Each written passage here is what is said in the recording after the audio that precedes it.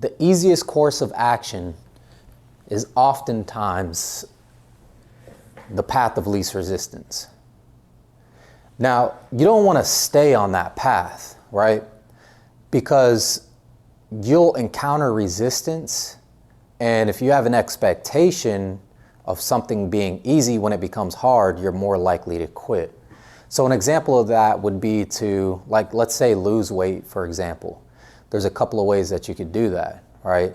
So the first way that I did it was I quit drinking, and I lost inadvertently 10 pounds when I quit drinking. I'm the kind of person that just always has to keep moving. I got to keep doing stuff, right? So not only did I quit drinking, I needed to replace that habit with something that was more empowering, but also just something that'll keep my mind going, because that's the kind of person I am, right?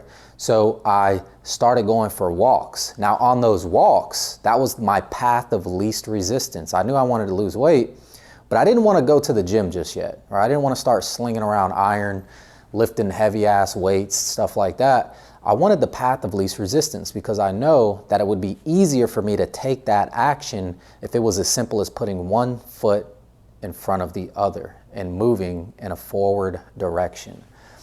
Now, as a result to taking the path of least resistance, you're gonna build momentum as you continue on your journey, right? So while I'm walking, 1 mile turned into 2 miles, 2 miles turned into 3 miles, and then eventually I ended up downloading this app. I think it was called Couch to 4K or something like that, where you would walk for an interval of 10 seconds and then run for an interval of 5 seconds. Another path of least resistance. So I just want you guys to take a mental note really quick. When you're on your journey, you're gonna develop the skills that's gonna turn you from a beginner into intermediate. So your path of least resistance is going to be like a lot harder than it would be when you first started. You understand what I'm saying? So like for me, now my idea is like, okay, now I really want to get fit. I'm not just going to go for walks. Now I'm kind of intermediate or advanced level when it comes to fitness. So now I can do things like more intense diets, right? Like, really cutting out carbs, high intensity interval training, right? Doing HIIT workouts and stuff like that. Okay. But it's important. The most important thing is that you want to make sure that you are consistent at whatever journey you guys are doing. A lot of you guys are doing telesales on this channel, so you want to make sure that your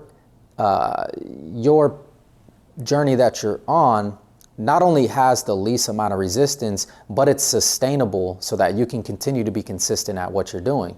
So I always preach that if you're new to final expense, if you're new to sales, the path of least resistance is probably going to be an outbound lead type. Why is that? Because, well, you're going to need to develop telesales skills.